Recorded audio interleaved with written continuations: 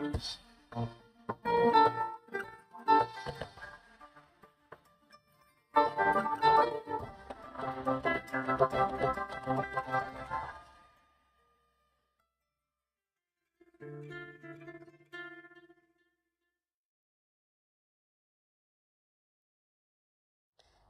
2000 hours in Banjul. This is GRTS News, broadcasting for viewers in the Gambia and around the world. We begin with our top stories this hour.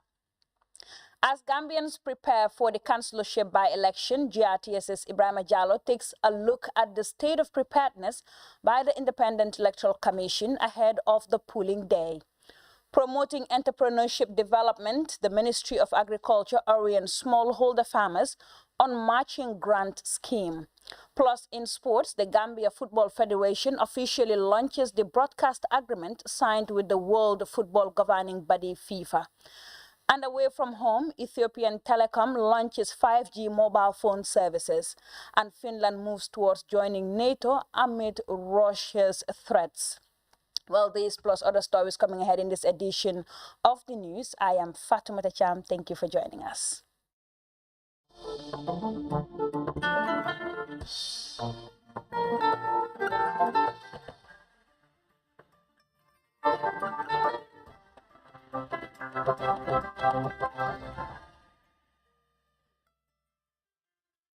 Well, many thanks for joining GRTS News at 2000 hours. Now, Saturday, May 14, 2022, is slated for the councillorship by-election in the Gambia.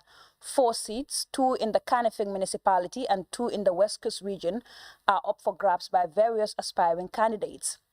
As the day draws closer, GRTS's Ibrahima Jallow takes a look at the state of preparedness by the Independent Electoral Commission ahead of polling day. This is his report.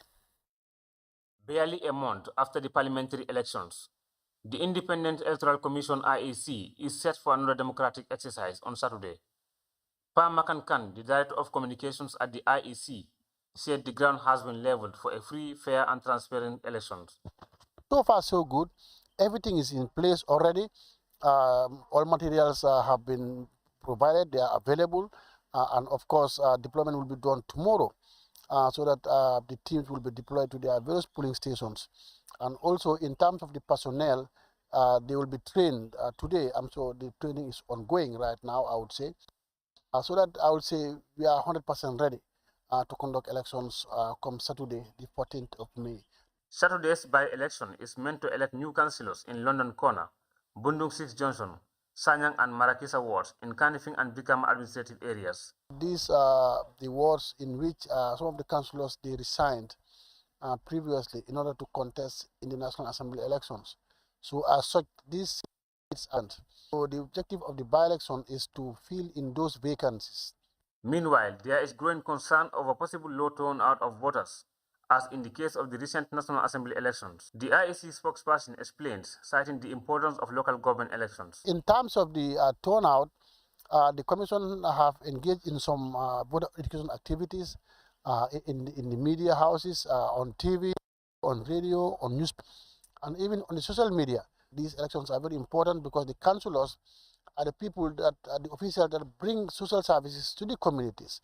So I think it's only important that the committees come out in their numbers, the voters in these 4 wards come out in their numbers, and to elect their candidates who would provide for them the relevant or the necessary services that they need within their various wards. The upcoming by-election is limited to 4 wards, which will also be part of the general local government elections scheduled for next year. Ibrahima Jallow, GRTS News. Moving on, promoting entrepreneurship development, the Ministry of Agriculture has sensitized smallholder farmers on matching grant scheme. The program under the Gambia Inclusive and Resilient Agriculture Value Chain Project aims to support small and medium-sized enterprises that are active in the areas of rice, horticulture, cashew, poultry and maize production with requisite information about the application of the matching grant. We have more in this report by Aminata E. Sanyang.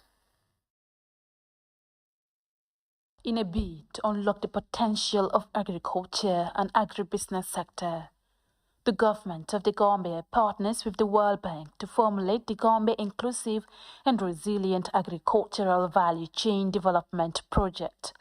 The giraffe is funded up to a tune of $40 million US, and it is a 5-year project. It's a 5-year project aimed to support agricultural value chain development, thus help the country move from subsistence to more productive, inclusive, resilient, sustainable, and market-oriented agriculture. This intervention will support new approaches that are required to break the vicious cycle of an agriculture and agribusiness sector that has been historically locked into a low productivity. The project, according to officials, will significantly establish strategic approaches to curtail the low productivity of small farms, periodically facing limited access to finance and technologies. With government programs and development practices as outlined in various development blueprints, like the GNI.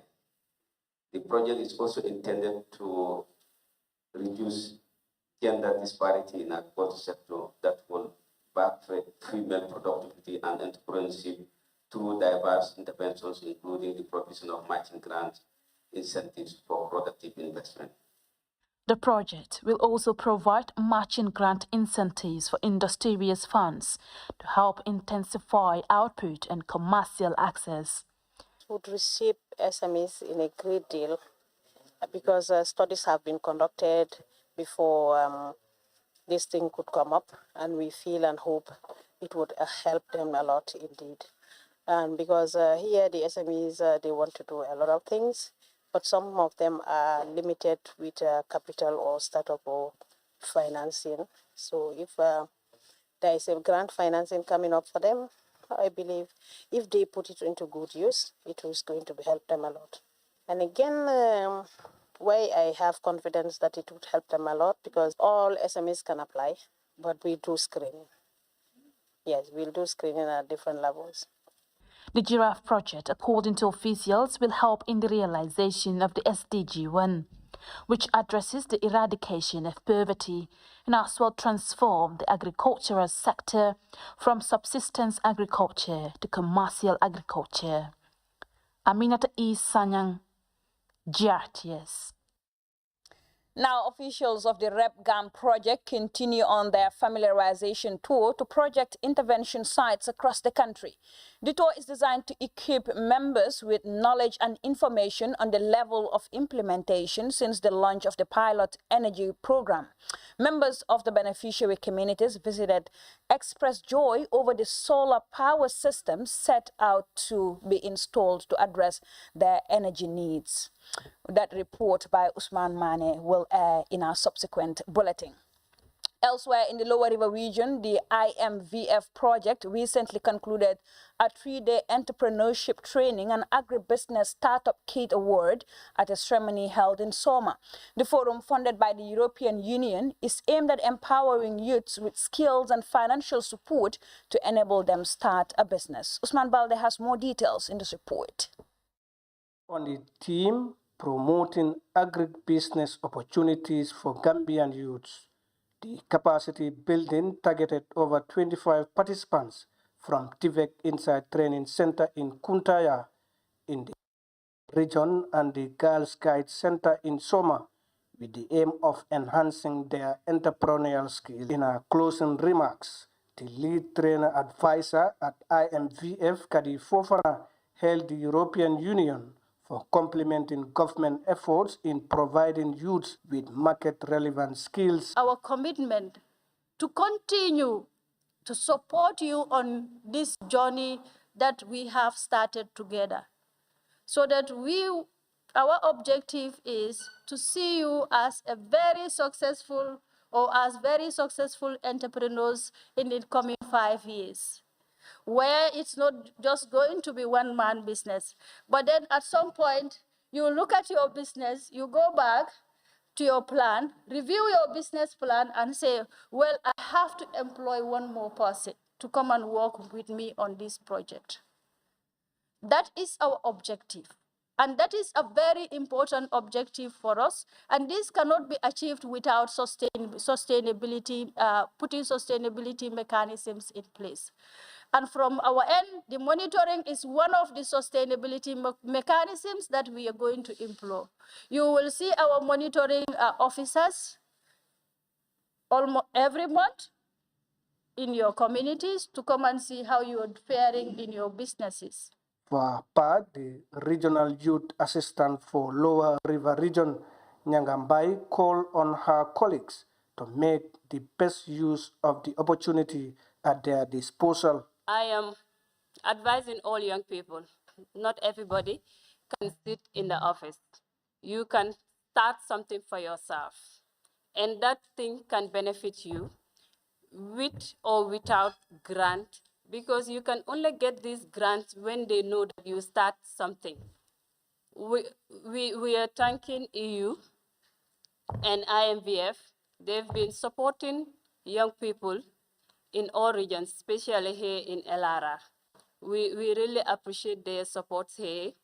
They are working closely with the Regional Youth Committee, which we are looking forward to get more opportunities and activities with them that will be geared towards developing young people of the country. Participant Josina Mendy from the Soma Girls Guide Training Center thanked the organizers for the initiative, saying it will increase employment opportunities. According to officials, selected beneficiaries will receive cash amount as startup capital to support their businesses. At the end of the training, participants were awarded certificates to recognize their participation in the capacity building. Usman Balde, GRTs. Now, the Media Academy for Journalism and Communications, MAJAC, in collaboration with partners, on Thursday, launched a project on ethical journalism training for Gambian journalists in Kanifing. The project is earmarked to enhance the capacity of journalists in the Gambia on the ethics and profession of journalism. Janke Toure has more details in this report. There have been an alarming report on number of journalists and editors around the world engaged in unethical practices to create sensation and sell papers or increase viewership. This has appeared to be an eyesore for many within the fraternity who continue to frown over the menace. It is for this reason that the Media Academy wants to change the narrative through the launch of this project dubbed Ethical Journalism Training. This came courtesy of the Freedom House. The main purpose of the project is to strengthen the capacity of young practicing journalists on ethics. MAJAC would ensure that this project is successfully implemented, because by virtue of the experience that we have in implementing such programs, we would be able to successfully implement it successfully. In the Gambian context, there is a high rate of unethical practices in some media houses, comprising fake news and other issues such as lack of objectivity, lack of decency, invasion of privacy, hate speeches, and sensationalism. According to officials, lack of professional training and regulation, including political interest, were key factors encouraging unethical practices in the media. This then emphasizes the importance and timeliness of the project. The role journalism plays in creating positive impact in our society cannot be overemphasized, because as journalists we help in the rapid creation of awareness to the public, and we also create platforms for people to shape their views and clearly state their opinions, which as a result promotes divergent and dissenting opinions. Some of these ethical gaffes are usually committed by people who we think ought to know better, people who have spent several years in journalism or in the media or news business. However, we must change this trend if we want the public to take us seriously. The training is funded by the U.S. government through Freedom House and MAJAC as the implementing partners. 20 journalists from different media houses were selected to be part of the training. Demba Kande, a representative of Freedom House, urged participants to take the training seriously. Take this training very seriously. take the best or the most out of this. We have been very keen on selecting you. We worked around a list of over 100 applicants. It was very difficult, I can guarantee you that, and we have already have very robust plans in ensuring that most of the issues that we see in the media, they are readily packaged and available for you to review and learn from, so that we can make all the mistakes that we or otherwise would make outside in the classroom and correct them. As the first cohort of the project, the training is expected to start next week and runs for a period of 6 weeks.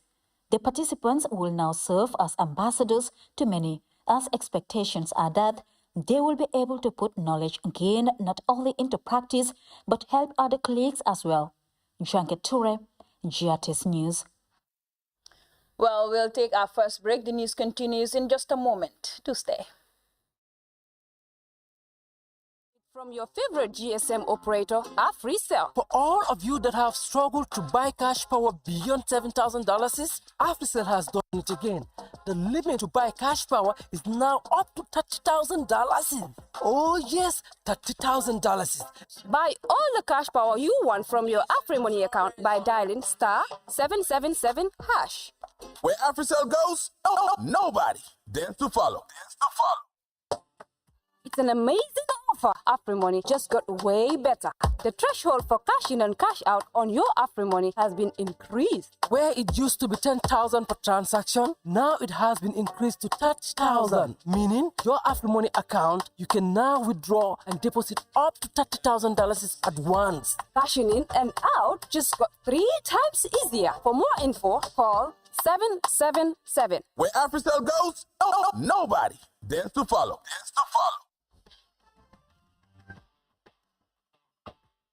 Sports, where the Gambia Football Federation has officially launched the broadcast agreement signed with the World Football Governing Body FIFA. The agreement allows the World Football Body to air the first division matches of both male and female teams at international level as part of the FIFA Plus project. The contract is set to run from 2022 to 2026, and the Federation said starting next season, no TV or radio station in the Gambia or outside will be allowed to show games or do live commentary. GFF said this move will sell the talents of the Gambian players to the international market, as well as boost the socio-economic development of the teams. Here is an excerpt. To have an official partner to broadcast our domestic first division male and female leagues at no expense to the clubs, I think this is a welcome development, and it's going to contribute immensely towards the development of those clubs. They are not going to pay money, but in return, they are expected to generate revenue. This is very, very, very important. From next year, I think we will have all our domestic first division male and female matches on television through the what is called IPTV, Internet Protocol Television. Of course, that is the new norm when it comes to sports broadcasting. And the partners, have already identified a local partner in iAfrica, which is going to serve as the host, the local host, and will be sharing the feeds with the partners to distribute it to their various platforms. There are many benefits other than the revenue that the clubs are supposed to get, because this is also going to expose these clubs to a global audience where our players would be watched by millions of viewers across the globe. And this can only be positive, where those players who are exposed outside there are people, scouts, clubs, agents who will be watching them, who may not have the opportunity to come to Gambia and watch these players. Then there'll be no struggle of having to film a player's highlights and send to these agents. They'll be watching them, and then this can only lead to more professional contracts, and that can only contribute to the socio-economic development of the Gambia. The agreement means they have exclusive rights licensed to the competitions, but because this agreement is happening almost in the middle of the season, Those clubs and online platforms that are currently streaming the league will be allowed to broadcast them until the end of the current season. However, from next season, no third party will be allowed to transmit any form of coverage, either in part or whole, via IPTV, internet, or mobile transmission until the end of the licensing period. I must interject that unless a special waiver or agreement is reached with the contracting party, because anything is possible. But however, we formally write to all clubs to that effect. This event is happening at no cost to GFF. 11 Sports will provide all the technical aspects of broadcast. The project developed by FIFA to help those member associations whose leagues are in on television by broadcasting them, and at the same time look to generate revenue through merchandising and advertisement to be shared amongst all the parties, including GFF. The Gambia Football Federation will receive 20% of the revenue and state revenue to be accrued or generated in the process. The agreement will avail us the opportunity to have our domestic league broadcast to a global audience, with the revenue generated to be plowed back into football development, especially increasing the federation's financial support to the clubs. Well, we'll take our second break. We'll be back with news beyond our shores. To stay.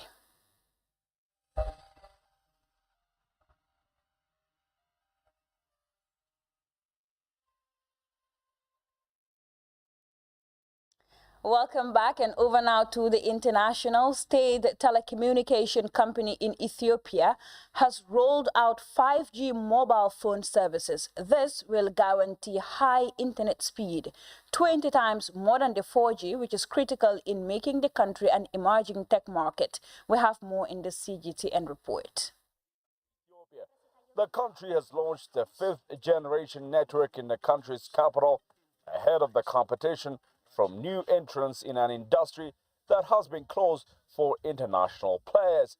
During the event, the CEO of Ethio Telecom, Freo Tamru, said this is one of the clear indications that Ethiopia is on course for achieving its dream of propelling its technological advancement. When we say digital Ethiopia, we are not saying it's technology for fantasy purposes, but rather we are introducing such advanced networks to transform the lives of our citizens and create new job opportunities and frontiers for them. We have to use all the benefits of the latest mobile technology in the world for our people to prosper quickly. The rollout of the technology means Ethiopia now joins the likes of Kenya, South Africa, and Nigeria in introducing and testing 5G network on the continent. Ethio Telecom, which has 64 million subscribers across the nation, said in a separate statement that China's Huawei technology was its equipment supplier for the network that will lead to faster connectivity for video play, gaming, and all-rounded benefits for users. Countries are going to smart home and the smart city, starting from our wearables to fridge, to washing machine, TV, tablets, everything is connected in our home. And when you make it a smart city, there will be millions and millions of devices to be connected. So this 5G feature will enable us to connect millions of devices in one area. 5G is the 5th generation cellular technology standard, which can provide higher speed, lower latency, and greater capacity than 4G LTE networks. It is one of the fastest, most robust technologies the world has ever seen. The technology is already a game changer, with the telemedicine being one of the key sectors that is likely to benefit from the increased rollout of the technology. It's very much exciting, to be honest, on the medical field to have 5G. And we are very much privileged to be one of the few African countries who have started the 5G. So in terms of the use cases in medicine, 5G has a lot of exciting things to bring to the medical field. So including the virtual reality, augmented reality, and even for the telemedicine, it has brought a big leap as it will, the latency is very small, and then the visual is going to be very huge. So people are going to feel like, even with video consultations and all, people are going to feel as if they are sitting beside the doctor. So it will bring a huge leap for the telemedicine as well. Ethiopia liberalized its telecommunications industry last year in line with Prime Minister Abiy Ahmed's plan to drive the country's economic growth through information and communications technology. As this is an exciting news, many Ethiopians have to wait a bit longer in order to enjoy all the benefits of the fifth generation network in the country. Experts tell you there are going to be more hotspots that need to be created across the city here in the capital, Addis Ababa, and across the country in order to deliver the 5G network for all subscribers. But until then, whoever has the access to this network is going to get the best out of the new generation network.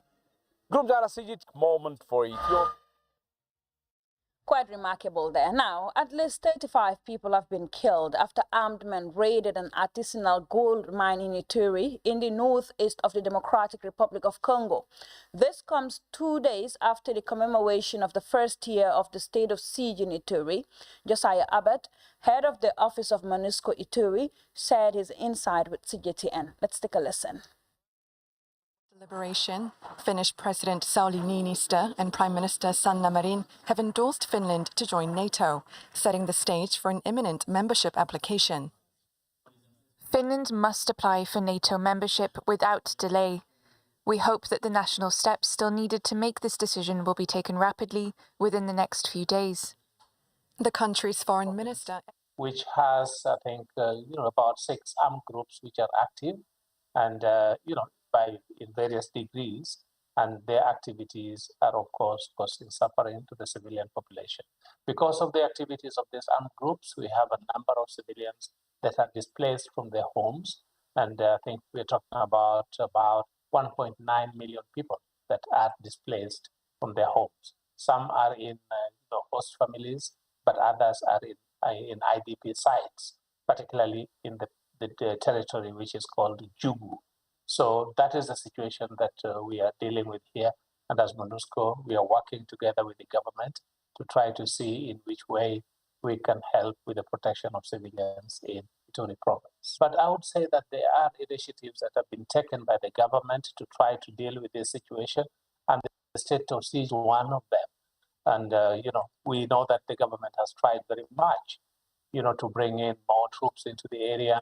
The government has, including bringing in, troops from neighboring countries, particularly Uganda, to help with the situation of security. And again, we are here as the UN. And what I'll tell you is that we, as MONUSCO, we are working hand in hand with the national government to try to improve the situation of, in the province for the civilian population. We have quite a number of initiatives that we are taking here. First of all, we have our military, which are deployed in various places, which are working with the state security agents to try to improve the protection of civilians in those places. So it is a combination of all these efforts, that hopefully should bring a change, to bring peace in this particular region. So as I said, as MONUSCO, we have the military wing, which is trying to do what they do with the state security forces. We have the UN police that is also making contribution, but also we have civilian sections, political affairs, civil affairs, justice.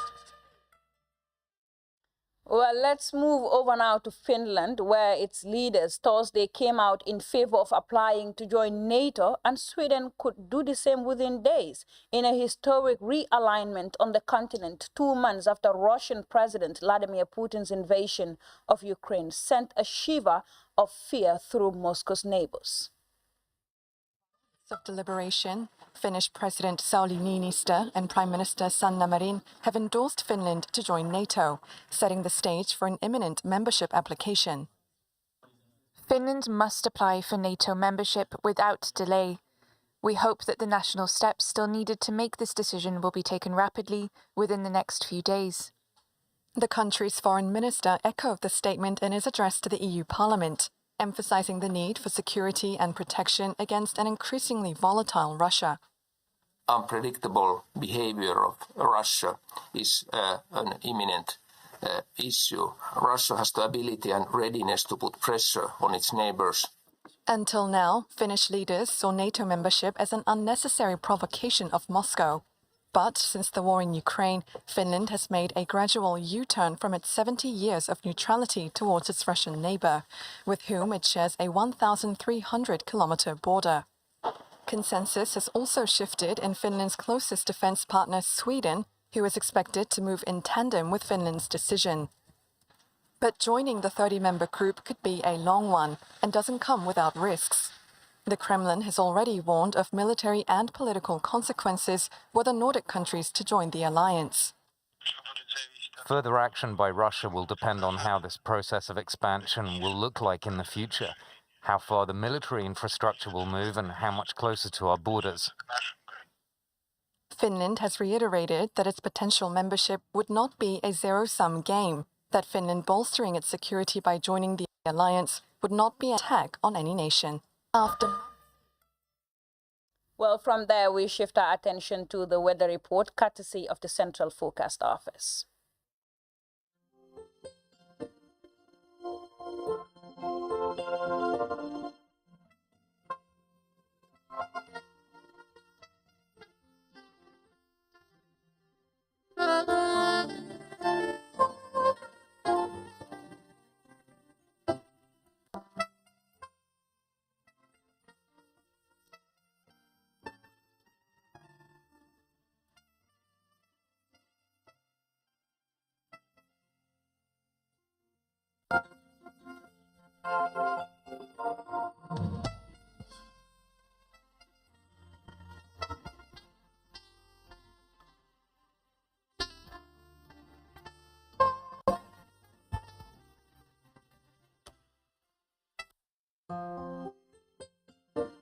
Well, that was all we had time for in this edition of the news at 2000 hours. But before we go, a quick look at our top stories. As Gambians prepare for the councillorship by-election, GRTS's Ibrahima Diallo takes a look at the state of preparedness by the Independent Electoral Commission ahead of polling day. Promoting entrepreneurship development, the Ministry of Agriculture on Wednesday sensitized smallholder farmers on the matching grant scheme. Plus, in sports, the Gambia Football Federation has officially launched the broadcast agreement signed with the World Football Governing Body, FIFA. And away from home, State Communication Company in Ethiopia has rolled out 5G mobile phone services. And Finland has made a move towards joining NATO amid Russia's threats. Well, that was all we had time for in this edition of the news at 2000 hours. I'll be back at 10 for a more detailed broadcast of these and other stories. Enjoy the rest of our programs. Bye-bye.